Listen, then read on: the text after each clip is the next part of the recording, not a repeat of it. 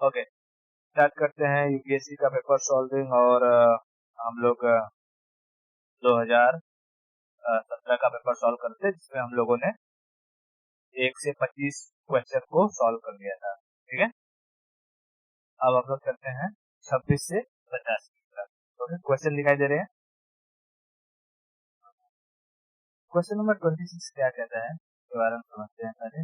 और question number 26 कहता है कि the object of Butler community 1927 war.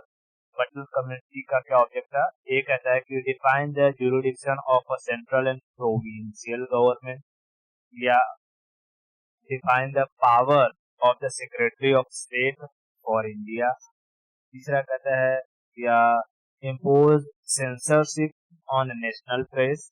या चौथा कहता है कि improve the relationship between the government of India and Indian state. तो बटलर कमेटी का जो मेन ऑब्जेक्ट था वो था to improve the relationship between the government of India and the Indian state. ठीक है, आगे चलते हैं। और क्वेश्चन नंबर 27 क्वेश्चन नंबर 27 क्या कहता है? ये करंट अफेयर का टॉपिक था 2017 के। कह रहा है कि the term domestic content recruit requirement, domestic content requirement is sometimes seen in the news with reference to। तो इसका जो डायरेक्ट रिलेशन था वो था developing solar power production in our country. ठीक है, domestic solar power production in our country. ये कब का करंट था? 2017 का, 2017 का करंट था। 28 पर चलते हैं। 28 कहता है कि the nuclear security summits are periodically held under the aegis of United Nations, या the International Panel on the Fissile Materials is an organ of International Atomic Energy Agency। ठीक है, कह रहा है कि न्यूक्लियर सिक्योरिटी जो समिट होता है वो हर साल होता है अंडर यूनाइटेड नेशन। और दूसरा कह रहा है कि the international panel on fissile material, ठीक है, is an organ of international atomic energy. तो ये दोनों ही ऑप्शन क्या है? गलत है। ठीक है, दोनों ही ऑप्शन गलत है, क्योंकि जो न्यूक्लियर सिक्योरिटी समिट होता है ये यूनाइटेड नेशन के अंडर में नहीं होता है। बात समझे? ये यूनाइटेड नेशन के अंडर में नहीं होता है। और दूसरा इंटरनेशनल पैनल फिसाइल मटेरियल, ये भी एटॉमिक एनर्जी एजेंसी के अंडर कोई ऑर्गन नहीं है। ये दोनों का अपना अपना अलग काम है। ठीक है, और इनका खुद का समिट होता है, इनका हेडक्वार्टर अपना है। समझ में?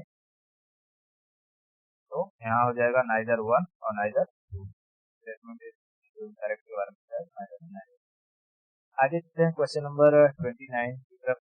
क्वेश्चन नंबर 29 क्या कहता है कि Who among the following can join the national pension system? तो नेशनल पेंशन सिस्टम कौन कर सकता है? जो उस वक्त की स्कीम से पूछा गया क्वेश्चन है। ठीक है, 2017 में जो क्वेश्चन थे वो स्कीम्स से बहुत ज्यादा आए थे।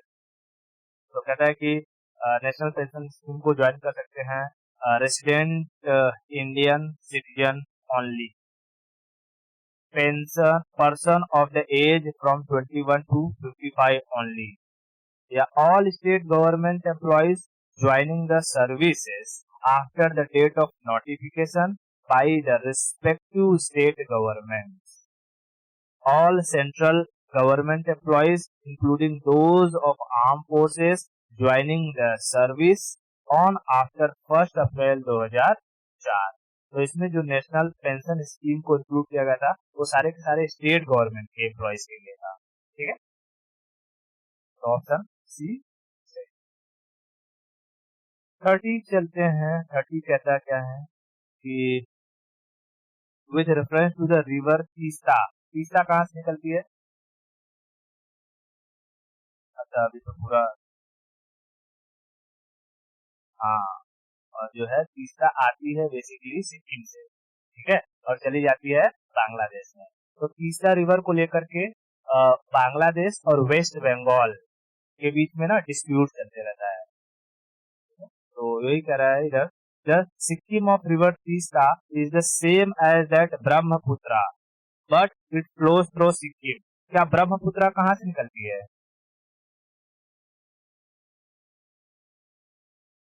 सोर्स है मानसरोवर, तो क्या मानसरोवर से तीस्ता भी निकलती है? नहीं, मानसरोवर से तीस्ता नहीं निकलती है। ऑप्शन 1 गलत है। अगर 1 गलत हो गया तो ये 2 ऑप्शन एलिमिनेट हो गए। बचा है 2 और 3 में 2 कॉमन है, 3 पढ़ लेते हैं। 3 कहता है कि river Teesta flow into Bay of Bengal on the border of India and Bangladesh. ठीक है, तो ये बात तो बिल्कुल ही सही है। River Teesta flow into Bay of Bengal on the border of India and Bangladesh. Bay of Bengal में तो जाती है, ऑन द बॉर्डर ऑफ, नहीं बॉर्डर नहीं बनाती है, ये वही बोल रहा हूँ कि on the border of the India and Bangladesh, India और बांग्लादेश का बॉर्डर नहीं बनाती। जैसे ये सिक्किम और यहाँ से थोड़ा सा पोर्शन गया है किसका, अपने ये वेस्ट बंगाल का, और ये है बांग्लादेश।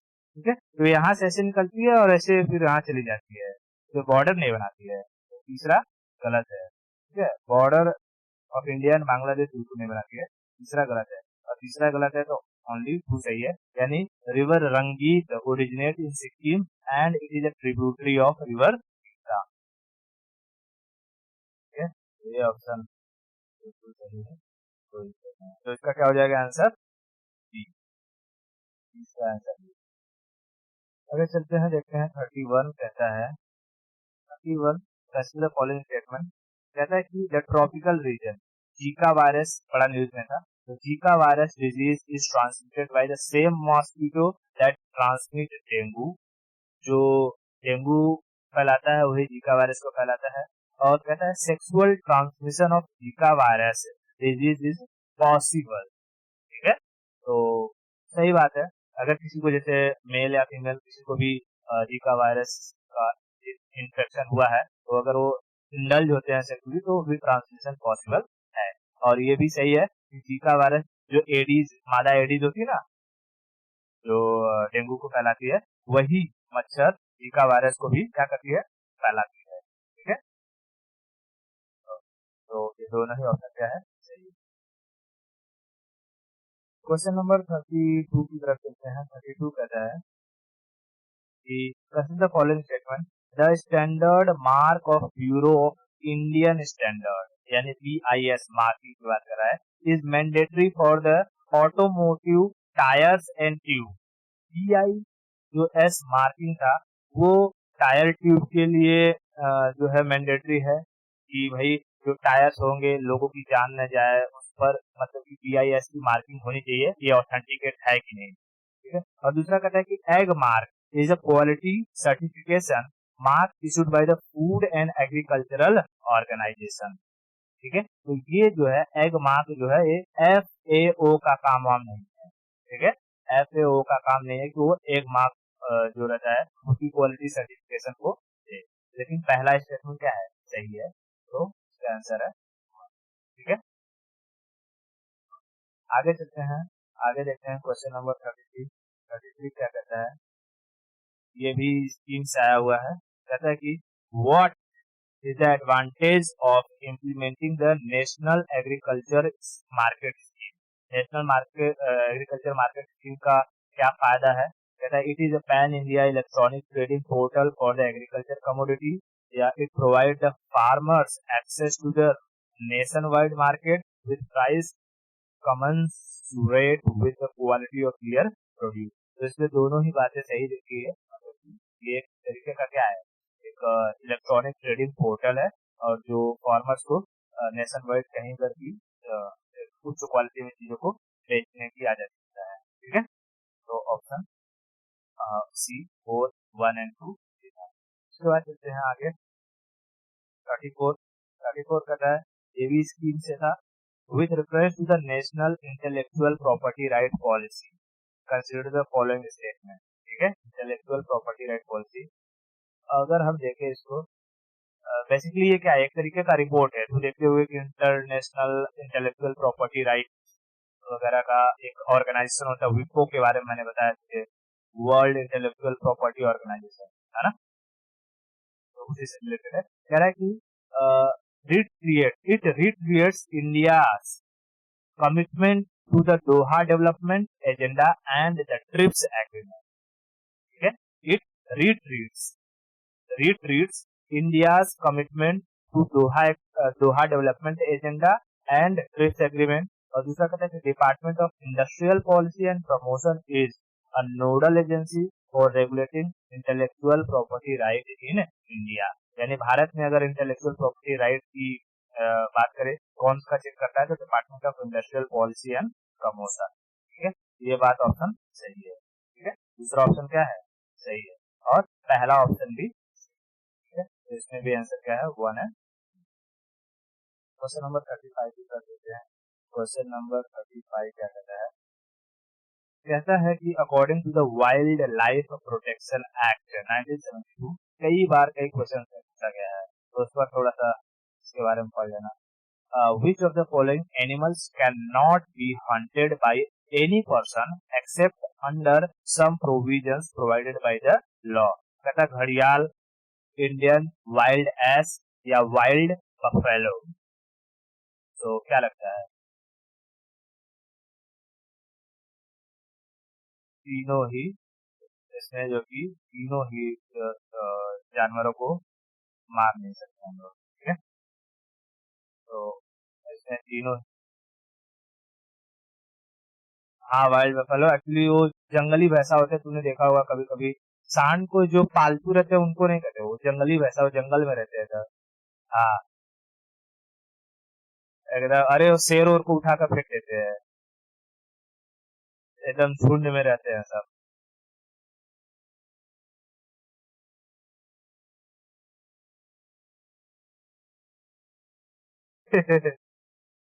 वाइल्ड, ठीक है। 36 की करते हैं। Which of the following statement is true of the fundamental duties of an Indian citizen? कहता है कि a legislative process has been provided to enforce these duties।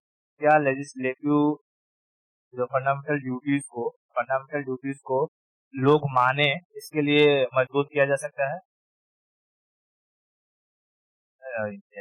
ठीक है, नहीं किया जाता। Legislative process has been provided to enforce this duties, ये नहीं किया जाता। कहता है कि they are correlative to the legal duties, यानी कि जैसे जो लीगल ड्यूटीज होती हैं उनसे ही ये भी मेल जोल खाते हैं। तो ऐसा कुछ नहीं है। लीगल ड्यूटीज जैसे अगर हम बात करें कि वोट देना हमारी क्या है कि एक तरीके का हम कहें तो लीगल राइट है हमारा। ठीक है, कि हम दे ना दे हम पर डिपेंड करता है, बट देना चाहिए। ठीक है, हाँ, और हम देंगे तो हमें कोई रोक भी नहीं सकता है कि नहीं। अगर हम 18 साल के ऊपर हैं, हमारे पास वोटिंग कार्ड है तो कोई रोक नहीं सकता है। तो वही तरह की फंडामेंटल ड्यूटीज भी ऐसी ही है। तो नहीं, फंडामेंटल ड्यूटीज ऐसा नहीं है। ठीक है, जैसे कि तुम वोट नहीं दोगे तो तुमको कोई सजा नहीं दे सकता है, लेकिन कुछ फंडामेंटल ड्यूटीज ऐसी है जिसका अगर तुम डिसरिस्पेक्ट करोगे तो तुम्हें सजा दिया जा सकता है। जैसे झंडे को फाड़ देना, राष्ट्रगान की अवहेलना कर देना, ठीक है, कोई नेशन से रिलेटेड चीजें हैं उनको तोड़ फोड़ देना, प्रॉपर्टी को हानि पहुंचाना, तो इन सब में क्या हुआ था, तुमको सजा मिल सकती है। ठीक है, तो ये लीगल ड्यूटीज की तरह को रिलेटिव नहीं है। ठीक है, तो दूसरा ऑप्शन भी गलत है, तो इसमें हो जाएगा नाइदर वन नाइदर टू।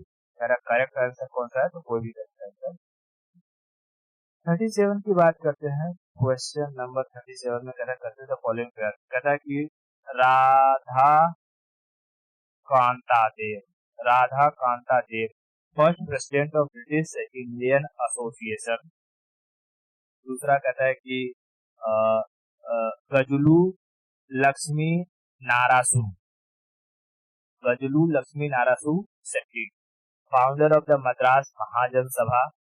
और तीसरा कहता है कि Surendra Nath Banerjee, founder of the Indian association. ठीक है, Surendra Nath Banerjee, founder of the Indian association. तो इसमें तीसरा वाला सही है। ठीक है, दूसरा वाला गलत है और पहला वाला भी सही है। ठीक है, तो इसमें 1 and 3 only is the right answer. ठीक है, आगे चलते हैं। Question number 38 sir. 38 कहता है कि which one of the following objectives is not embodied in the preamble of to the constitution, यानी प्रियम्बल में कौन सी चीजें नहीं लिखी गई है, क्या लिबर्टी ऑफ थॉट इसके बारे में लिखा गया है कि नहीं लिखा गया है, इकोनॉमिक लिबर्टी इसके बारे में लिखा गया है या नहीं लिखा गया है, लिबर्टी ऑफ एक्सप्रेशन लिखा गया है नहीं लिखा गया है, और लिबर्टी ऑफ फेथ बिलीफ लिखा गया है नहीं लिखा गया है। तो भाई इसमें ना थॉट के बारे में है, लिबर्टी ऑफ, तू पूरा प्रेम्बल पढ़ेगा तो लिखा है कि liberty of thought expression and belief, ठीक है, thought expression belief and faith, चारों पांचों चीजों को इंक्लूड किया गया है। लेकिन उसमें लिबर्टी ऑफ इकोनॉमिक को नहीं क्या है, कहा गया है कि फ्रीडम होना चाहिए, इकोनॉमिक फ्रीडम होनी चाहिए, ठीक है, फ्रीडम। तो वहां पर बहुत सारी फ्रीडम्स है, जैसे कि पर्सनल फ्रीडम, सोशल फ्रीडम, मतलब सोशल है, इकोनॉमिकल है और पॉलिटिकल है, तीन तरीके की फ्रीडम है, ठीक है। और उसके बाद कुछ लिबर्टीज हैं, liberty of thought expression belief and faith, ठीक है, तो ऐसे कुछ तरीके की लिबर्टीज है। तो उसमें प्रियम्बल को एक बार अच्छे से याद कर लेगी ना तो बहुत सारे क्वेश्चन प्रियम्बल से बन जाते हैं, ठीक है। तो क्वेश्चन नंबर 38 का आंसर क्या है, B, B is the right answer. Question number 39 क्या कहता है, 39 क्या कहता है, 39 कहता है कि with reference to the Quality Council of India, Quality Council of India, consider the following statement. The following statement, Quality Council of India. The Quality Council of India was set up jointly by the Government of India and the Indian industry. और दूसरा कहता है कि the chairman of the QCI is appointed by the Prime Minister on the recommendation of the industry to the government. ठीक है, तो इसमें दोनों ही बातें सही है कि जो क्वालिटी काउंसिल ऑफ इंडिया होती है वो गवर्नमेंट के द्वारा सेटअप की जाती है इंडस्ट्री के साथ मिलकर, और चेयरमैन जो होता है वो प्राइम मिनिस्टर के द्वारा अपॉइंट किया जाता है by the recommendation of industry, ठीक है। तो both 1 and 2 is correct answer. Now question number 40 पर चलते हैं। क्वेश्चन नंबर 40 क्या कहता है, what is the purpose of setting of a small finance bank in India? Bharat में स्मॉल फाइनेंस बैंक को सेट करने का क्या पर्पस था, कहता है दूसरा ऑप्शन 1 कहता है कि to supply credit to small business unit, दूसरा to supply credit to small and marginal farmers, तीसरा to encourage young entrepreneurs to set up a business particularly in rural area. तीसरा ऑप्शन गलत था, पहला दूसरा, ठीक है। तो जो SFB होते हैं, स्मॉल फाइनेंस बैंक होते हैं, उनको मोस्टली छोटे बिजनेस के लिए लोन देने के लिए, और जो मार्जिनल फार्मर्स होते हैं, छोटे मोटे किसान होते हैं, उनको भी लोन देने के लिए वो किया जाता है, सेटअप किया जाता है। आगे चलते हैं क्वेश्चन नंबर 41 की तरफ। तो 41 क्या कहता है, 41 कहता है with reference to the Asia Pacific Ministerial Conference on housing and urban development, consider the following statement.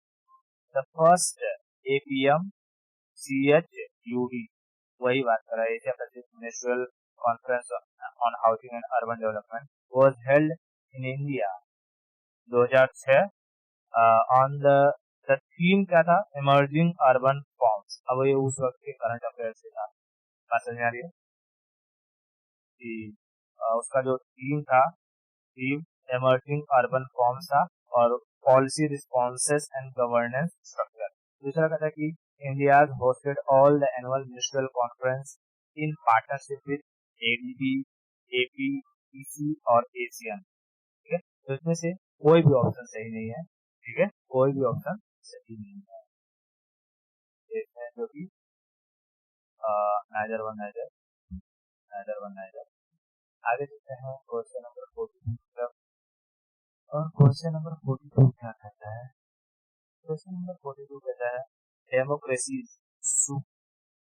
Democracy superior virtue lies in the fact that it calls into activity. Democracy superior virtue, ठीक है, democracy superior virtue कहता है कि the intelligence and character of ordinary main and women, ठीक है, intelligence and the character of the ordinary main and women. और दूसरा कहता है कि the method for the strengthening executive leadership. तीसरा कहता है कि the superior individual with dynamism and vision, a band of dedicated party workers. तो ये जो डेमोक्रेसी सुपीरियर वर्चू था वो एक्चुअली में ये the intelligence and character of the ordinary man and women से रिलेटेड था. ठीक है, तो ऐसा क्वेश्चन होता है जिसको बोल देना चाहिए मानते हैं तो समझ में आता क्या कह रहे हैं लोग. क्वेश्चन नंबर 43 कहता है which of the following is a most likely consequence of the implementing the UPI unified payment interference को अगर हम इम्प्लीमेंट करते हैं तो इसके क्या कॉन्सिक्वेंसेस आते हैं, क्या रिजल्ट आएंगे. कहता है कि mobile wallet will not be necessary for online payment. जैसे आज ही तूने किया है यूपीआई का इस्तेमाल, तो इसमें बताना कि इसमें से कौन सा बेहतर होगा. कि mobile wallet will not be necessary for the online payment. दूसरा कहता है digital currency will totally replace the physical currency in about 2 decade. 20 साल में क्या जो डिजिटल करेंसी होगी, डिजिटल करेंसी रहेगी, यानी ऑनलाइन ट्रांजेक्शन पूरी तरीके से मार्केट से पैसे को खत्म कर देगी. मतलब कि मार्केट में पैसा नहीं होगा, सारा ट्रांसफर डिजिटली होगा. तीसरा कहता है कि FDI inflow will drastically increase हो जाएगा. यूपीआई की वजह से भारत में एफडीआई बहुत तेजी से आएगा. चौथा कहता है direct transfer of subsidies to poor people will become very effective. क्या लगता है?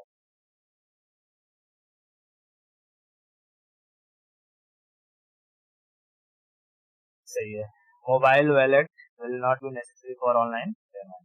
ठीक है, जरूरी नहीं है कि तू किसी एप्लीकेशन का इस्तेमाल करे. अगर यूपीआई है तो यूपीआई के जरिए तू पेमेंट कर सकती है. ठीक है, भले ही दूसरी चीज का यूपीआई हो और तू दूसरे को पेमेंट आसानी से कर सकती है यूपीआई से. Unified payment interface. ठीक है, आगे चलते हैं क्वेश्चन नंबर 44 तरफ. 44 कहता है the term event horizon singularity. बहुत पेज में था. The term event horizon singularity, string theory, and standard model are sometimes seen in the news in the context of observation and understanding of the universe, study of the solar and lunar eclipse, placing satellites in the orbit of the Earth, yeah, origin and evolution of a living organism on the Earth. क्या हो सकता है?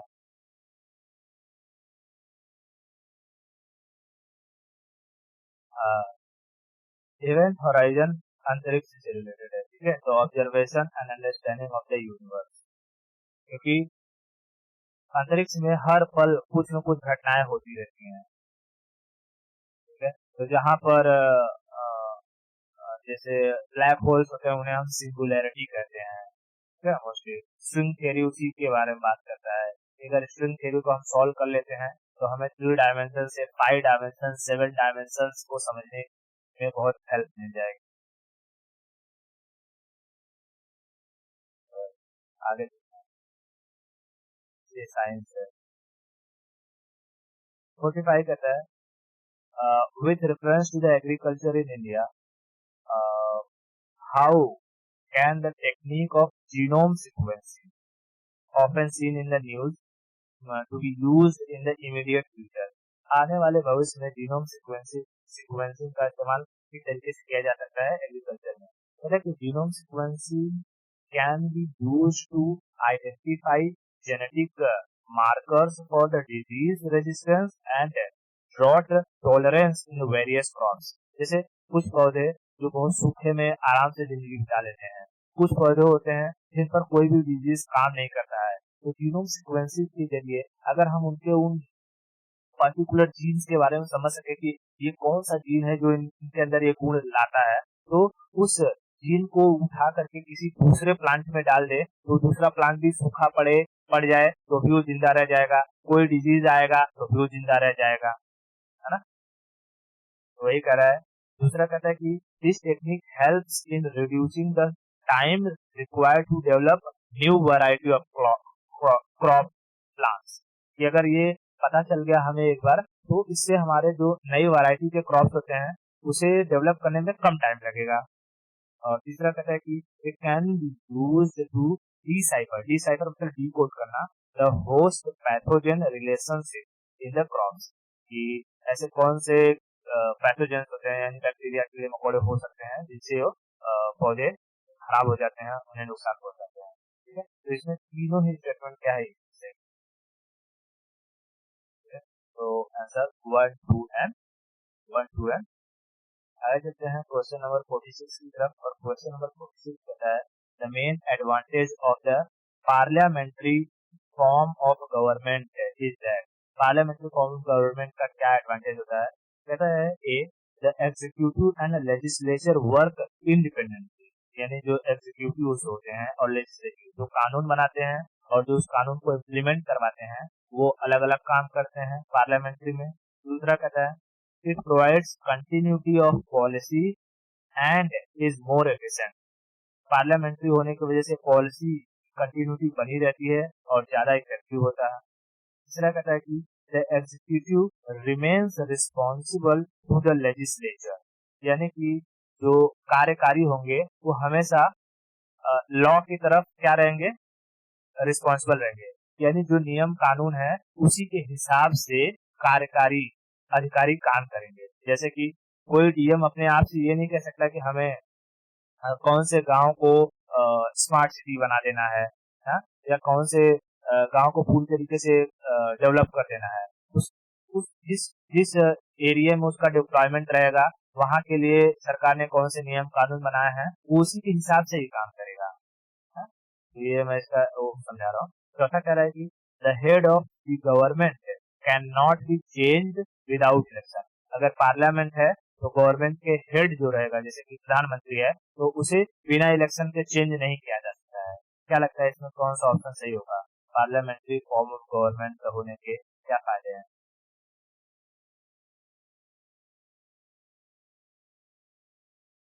Option C the executive remains responsible to the legislature, यानी कोई भी अधिकारी बिना नियम कानून के काम नहीं करेगा। ठीक है, जो नियम कानून रहेगा उसी के अकॉर्डिंग काम करेगा। ठीक है, यानी पार्लियामेंट्री गवर्नमेंट क्या करता है, एक तरीके से रेगुलेशन लाता है, लिमिटेशन लाता है पावर्स में, नहीं तो सब अपने मन में काम करने लगेंगे। क्वेश्चन नंबर 47 कहता है कि in the context of India which one of the following is the correct relationship between rights and duties, fundamental right and fundamental duties कहता है। कहता है कि rights are correlative with duties. ठीक है, rights are correlative with duties, मतलब कि दूसरा कहता है rights are personal and hence independent of societies and duty, कहता है कि अधिकार पर्सनल होते हैं इसलिए ये समाज और जो ड्यूटीज होते हैं उनसे इंडिपेंडेंट है, अलग है। तीसरा कहता है rights not duties are important for the advancement of the personality of the citizen, कहता है कि सिटीजन के एडवांसमेंट के लिए अधिकार जरूरी है न कि duty.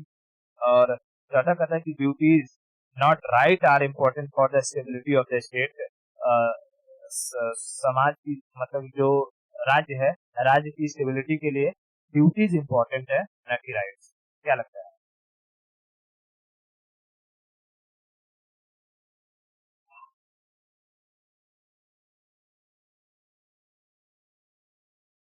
Rights are correlative with duties. ठीक है, अधिकार अधिकार जितने जरूरी है उतने ही जरूरी ड्यूटीज भी है। ठीक है, फर्क सिर्फ इतना होता है कि हमारे पास जो कुछ अधिकार हैं जैसे जो हमारे फंडामेंटल ड्यूटीज है वो लॉ के द्वारा इन्फोर्सिबल है, फंडामेंटल राइट्स। ठीक है, लॉ के द्वारा क्या है, इन्फोर्सिबल है, अगर वो उनका वॉयलेशन होता है तो हम कोर्ट में सुप्रीम कोर्ट में डायरेक्टली जा सकते हैं। ड्यूटीज का ऐसा है कि ये ड्यूटीज हमारे लिए बनाई गई है। ठीक है, यानी कि जैसे गवर्नमेंट में डीपीएसपी है कि गवर्नमेंट को आदेश देती है कि ठीक है जब आपके पास पैसा होगा तो आप लोगों के लिए ये करोगे, उसी तरीके से ड्यूटी भी हमारे लिए बनाई गई है कि आप इस देश के लिए आपके कुछ कर्तव्य हैं वो आपको निभाने हैं। ठीक है, तो यानी जो आपके पास अधिकार है तो उस अधिकारों का आप गलत इस्तेमाल मत करो, ठीक है, क्योंकि अधिकार जब जब जितना बड़ा अधिकार तू चाहेगी, जैसे कि कहते हैं ना, जितना बड़ा ओहदा होता है उतनी ही बड़ी रिस्पॉन्सिबिलिटी आती है तेरी, है ना। तो वही चीज कह रहा है कि राइट्स यानी अधिकार और ड्यूटीज को रिलेटिव है, ठीक है? उसके बाद आता है 48 पर। 48 कहता है कि the mind of the mind of the makers of the constitution of India is reflected in which of the following, यानी कि जो हमारे कॉन्स्टिट्यूशन के मेकर्स थे उनके दिमाग को इनमें से किन चीजों में देखा जा सकता है? Preamble, fundamental rights, directive principle of state policy या फंडामेंटल ड्यूटीज में? प्रियम्बल में, ठीक है। प्रियम्बल का मतलब होता है किसी चीज का तथ्य, सार, तो उसी में वो सारा सारा निचोड़ देखा जाता है कि वो क्या सोच करके उन्होंने कॉन्स्टिट्यूशन को बनाया था।